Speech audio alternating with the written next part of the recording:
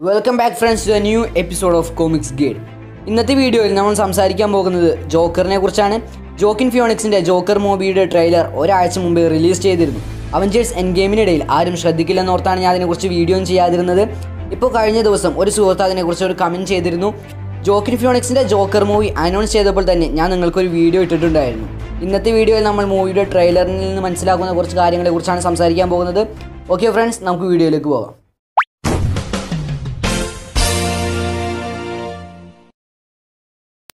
നിങ്ങളിൽ ആരെങ്കിലും സബ്സ്ക്രൈബ് ചെയ്യാത്തവരുണ്ടെങ്കിൽ ഈ വീഡിയോ കണ്ടിഷ്ടപ്പെട്ടാൽ സബ്സ്ക്രൈബ് ചെയ്യുക. തുടർന്നുള്ള അപ്ഡേറ്റ്സ് ലഭിക്കാനായി ബെല്ലൈക്കൺ ക്ലിക്ക് ചെയ്യുക. ഈ മൂവി നമ്മളിതുവരെ കണ്ടിട്ടില്ലാത്തൊരു ജോക്കർ ഒറിജിൻസ് ആണ് കാണിക്കുന്നത്. അതുകൊണ്ട് തന്നെ ഈ ക്യാരക്ടർ വേറെയാണ്. സോ ഹീത്ത് ലെഡ്ജറിൻ്റെ ജോക്കറുമായി ജോക്കിൻ ഫിയോണിക്സിൻ്റെ ജോക്കറിനെ ഒരിക്കലും താരതമ്യം ചെയ്യരുത്. ട്രെയിലറിനെ കുറിച്ച് പറയുകയാണെങ്കിൽ വളരെ നല്ല രീതിയിൽ തന്നെ നമുക്ക് ട്രെയിലർ ലഭിച്ചിട്ടുണ്ട്.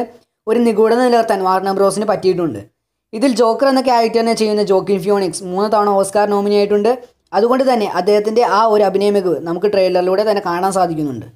ഈ ജോക്കർ ഒറിജിൻസ് കോമിക്സിലെ കില്ലിംഗ് ജോക്ക് എന്ന കോമിക് റിലേറ്റ് ചെയ്തിട്ടാണ് വന്നിരിക്കുന്നത്. ഒരു സ്റ്റാൻഡിംഗ് കൊമേഡിയനായ വ്യക്തി എങ്ങനെയാണ് ജോക്കർ എന്ന പരിവേഷത്തിലേക്ക് മാറുന്നതെന്ന് വ്യക്തമായി കില്ലിംഗ് ജോക്ക് എന്ന കോമിക്സിൽ കാണിച്ചിട്ടുണ്ട്. എന്നാൽ ഈ മൂവിയിൽ ഒരു വ്യത്യസ്ത ഒറിജിൻസ് തന്നെ നമുക്ക് കാണാൻ സാധിക്കും. എന്തുകൊണ്ടെന്നാൽ ഈ മൂവിയിൽ ആർത്തർ എന്ന മനുഷ്യൻ ജീവിതം മടുത്ത് സ്വയം ജോക്കറായി മാറുന്നതാണ് കാണിച്ചിരിക്കുന്നത്. അല്ലാതെ ഒരു കെമിക്കലിലേക്ക് വീണ് ജോക്കറായി മാറുന്നതല്ല. ആ ഒരു മാറ്റവും പടത്തിൻ്റെ മികവ് കൂട്ടുമെന്നാണ് ഞാൻ വിശ്വസിക്കുന്നത്. ഇനി നമുക്ക് ട്രെയിലറിലേക്ക് കടക്കാം. ട്രെയിലർ തുടങ്ങുന്നത് ഗോതം സിറ്റി കാണിച്ചുകൊണ്ടാണ്.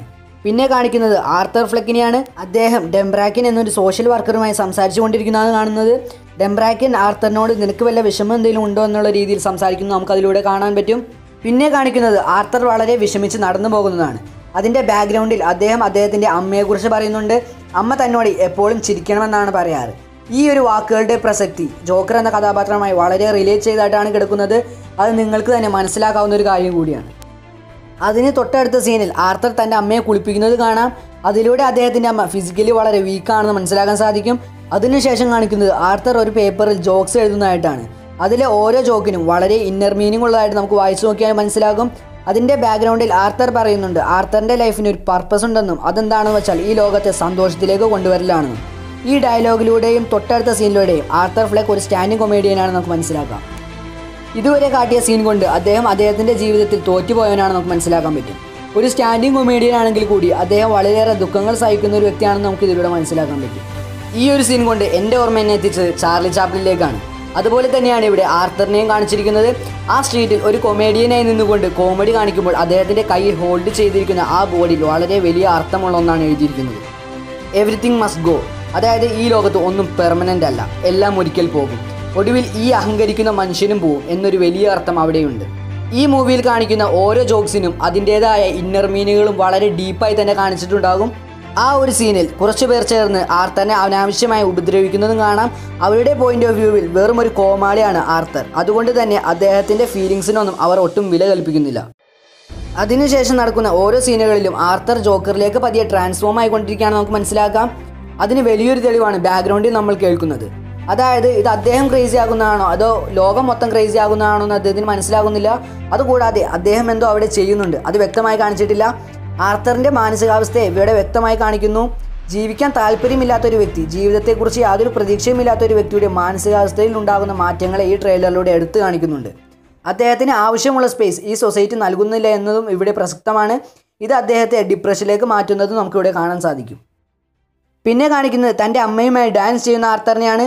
ഇതിലൂടെ ആർത്തറിനുള്ള ഒരേ ഒരു ഫ്രണ്ട് അദ്ദേഹത്തിൻ്റെ അമ്മയാണെന്ന് നമുക്ക് മനസ്സിലാക്കാം. ആർത്തർ തൻ്റെ അമ്മയോട് എത്രമാത്രം ക്ലോസ് ആണെന്നും ഈ സീൻ വ്യക്തമാക്കുന്നുണ്ട്. ഒരുപക്ഷെ അമ്മയുടെ മരണത്തിന് ശേഷമായിരിക്കാം ആർത്തർ പൂർണ്ണമായും ജോക്കർ എന്ന മറ്റൊരു ക്യാരക്ടറിലേക്ക് കൺവേർട്ട് ആകുന്നത്. പിന്നെ കാണിക്കുന്നത് ആർത്തറിൻ്റെ ഗേൾഫ്രണ്ടായ സോഫി എന്ന ക്യാരക്ടറിനെയാണ്. അവിടെ അവർ ഒരുപാട് ചിരിക്കുന്നതായിട്ട് കാണാം. പിന്നെ ആർത്തറിനെ കാണിക്കുന്നു. ഒരുപാട് സങ്കടങ്ങൾ ഉള്ളിലുണ്ടെന്ന് അദ്ദേഹത്തിൻ്റെ ഫേസിൽ നിന്ന് വ്യക്തമാണ്. ഈ ഒരൊറ്റ സീൻ മതി അദ്ദേഹത്തിൻ്റെ ആക്ടിങ്ങിനെ വിലയിരുത്താൻ. ഒരുപാട് വിഷമങ്ങൾ ഉള്ളിലൊതുക്കിക്കൊണ്ട് സോഫിയുടെ സന്തോഷം കാണുമ്പോൾ ചിരിക്കുന്ന ആർത്തറിനെ ഇവിടെ നമുക്ക് കാണാൻ പറ്റുന്നുണ്ട്. ചിലപ്പോൾ അദ്ദേഹത്തിൻ്റെ അമ്മ മരിച്ചതിന് ശേഷമായിരിക്കാം ഇത് നടക്കുന്നത്. അദ്ദേഹത്തിൻ്റെ കണ്ണ് നിറഞ്ഞതായിട്ട് നമുക്കിവിടെ കാണാൻ സാധിക്കും. പിന്നെ കാണിക്കുന്നത് ആർക്കം സ്റ്റേറ്റ് ഹോസ്പിറ്റലും അവിടെ നടക്കുന്ന കുറച്ച് കാര്യങ്ങളുമാണ്. അവിടെ ആ സീനിലൂടെ കാണിക്കുന്ന കാര്യങ്ങളുടെ മീനിങ് എന്താണെന്ന് എനിക്ക് മനസ്സിലാവുന്നില്ല. ആ സീൻ മൂവിയിലെ വളരെ ഇമ്പോർട്ടൻ്റ് ആയ സീനുകളിൽ ഒന്നാണെന്ന് നമുക്ക് മനസ്സിലാക്കാൻ പറ്റും. പിന്നെ കാണിക്കുന്നത് ഒരു ബാറാണ്. അവിടെ നമുക്ക് ആർത്തറിനെയും കാണാൻ പറ്റും. ഒരു വ്യക്തി അവിടെ കോമഡി പറയുമ്പോൾ ആരും തന്നെ ചിരിക്കുന്നില്ല. എന്നാൽ ആർത്തർ വളരെ ഉച്ചത്തിൽ ചിരിച്ചുകൊണ്ടിരിക്കുകയാണ്. ഇത് ജോക്കറിലേക്ക് മാറിക്കൊണ്ടിരിക്കുന്ന ആർത്തറിനെ സൂചിപ്പിക്കുന്നു. അത് കഴിഞ്ഞിട്ടുള്ള സീനിൽ അദ്ദേഹം മേക്കപ്പ് ചെയ്തുകൊണ്ട് കോമഡി അവതരിപ്പിക്കാൻ പോകുന്നതിന് മുമ്പ് കണ്ണാടിയുടെ മുമ്പിലിരുന്ന് ചിരിക്കാൻ ശ്രമിക്കുന്നത് കാണാം. പക്ഷേ അദ്ദേഹത്തിന് ചിരിക്കാൻ കഴിയാത്തൊരവസ്ഥയാണ് ഇവിടെ കാണിച്ചിരിക്കുന്നത്. ഈ ഒരു സീൻ മൂവിയിൽ പ്രേക്ഷകരെ വളരെയേറെ വേദനിപ്പിക്കുന്ന ഒരു സീനാകാൻ ചാൻസ് കൂടുതലാണ്. കാരണം ആ ഒരു സീൻ ട്രെയിലറിലൂടെ കാണുമ്പോൾ തന്നെ മനസ്സിന് വിഷമം ഉണ്ടാകുന്നു. ആ ഒരു സീനിൽ ചിരിക്കാൻ ശ്രമിക്കുമ്പോൾ അദ്ദേഹത്തിൻ്റെ കണ്ണുനീർ ചാടുന്നുണ്ട്. അത് വളരെയേറെ ഇമ്പോർട്ടൻ്റ് ആയ സീനാണെന്നും ഇതിലൂടെ നമുക്ക് മനസ്സിലാക്കാം. അത് കഴിഞ്ഞിട്ടുള്ളൊരു സീനിൽ ട്രെയിനിലിരുന്ന് ഉച്ചത്തിൽ ചിരിച്ചുകൊണ്ട് കരയുന്ന ആർത്തറിനെയാണ് നമുക്ക് ഇവിടെ കാണാൻ പറ്റുന്നത്. അപ്പോൾ ട്രെയിനിലുണ്ടാകുന്ന കുറച്ച് പേർ കൂടി അദ്ദേഹത്തെ ഉപദ്രവിക്കുന്നത് നമുക്കിതിലൂടെ കാണാൻ പറ്റും. അത് കഴിഞ്ഞ് കാണിക്കുന്ന ഓരോ സീനിലും ജോക്കറിലേക്ക് കൺവേർട്ട് ആയിക്കൊണ്ടിരിക്കുന്ന ആർത്തറിനെ സൂചിപ്പിക്കുന്നു. അതായത് ഒരു വലിയ ക്രിമിനലായി മാറിക്കൊണ്ടിരിക്കുന്ന ആർത്തറിനെ സൂചിപ്പിക്കുന്നു. അതിലൊരു സീനിൽ ചാർലി ചാപ്ലിൻ്റെ പോസ്റ്റർ വച്ചിരിക്കുന്ന ഒരു ഷോയിൽ നിന്നും ആർത്തറിനെ പുറത്തേക്ക് വലിച്ചെറിയുന്നത് കാണാൻ പറ്റുന്നുണ്ട്. ബാക്ക്ഗ്രൗണ്ടിൽ നമ്മൾ കേൾക്കുന്ന സൗണ്ട് വേറെ ആരുടെയല്ല, ബാറ്റ്മാൻ്റെ അച്ഛനായ തോമസ് വെയിൻ്റേതാണ്. ഈ മൂവിയിൽ അദ്ദേഹമായിരിക്കും ജോക്കറിൻ്റെ വില്ലനായി വരുന്നത്.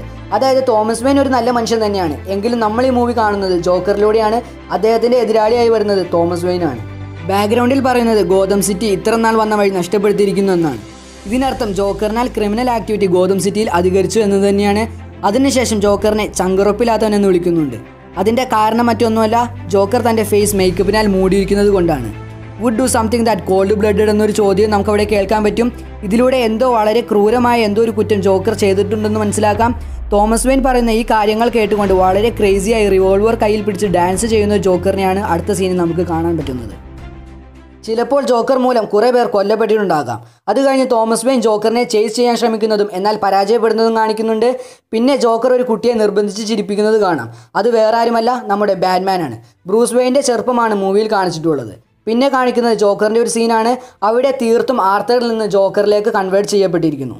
അതിനോടൊപ്പം ചാർലി ചാപ്ലിൻ്റെ ഒരു ഡയലോഗ് ജോക്കർ പറയുന്നതായിട്ടും കേൾക്കുന്നുണ്ട്. അതിനിടയിൽ കാണിക്കുന്ന ഒരു സീനിൽ ജോക്കർ ഒരു ഫയൽ പിടിച്ചോടുന്നുണ്ട്. അത് നേരത്തെ കാണിച്ച ആർക്കം സ്റ്റേറ്റ് ഹോസ്പിറ്റലിൽ നടക്കുന്ന സംഭവമായിരിക്കാം. പിന്നെ കാണിക്കുന്നത് ഹെയർ എല്ലാം ഗ്രീൻ കൊണ്ട് കളർ ചെയ്ത നമ്മുടെ ജോക്കറിൻ്റെ മാസ് എൻട്രിയാണ്. കയ്യിൽ കുറച്ച് ഫ്ലവേഴ്സും പിടിച്ചിട്ടുണ്ട്. എന്തിനും തയ്യാറായിട്ടുള്ള ഒരു ജോക്കറിനെയാണ് ഇവിടെ കാണാൻ സാധിക്കുന്നത്.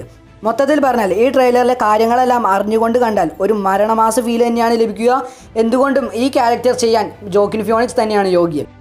ഞാൻ ഈ മൂവിക്ക് വേണ്ടി കട്ട വെയിറ്റിങ്ങിലാണ്. നിങ്ങൾക്ക് എന്താണ് തോന്നുന്നതെന്ന് കമൻറ്റ് ബോക്സിൽ കമൻറ്റ് ചെയ്യുക. വീഡിയോ ഇഷ്ടപ്പെട്ടാൽ ലൈക്ക് ചെയ്യുക, ഷെയർ ചെയ്യുക, മാക്സിമം സപ്പോർട്ട് ചെയ്യുക, സബ്സ്ക്രൈബ് ചെയ്യുക. See you next time with another video guys. This is Irsha signing off from Comics Gate.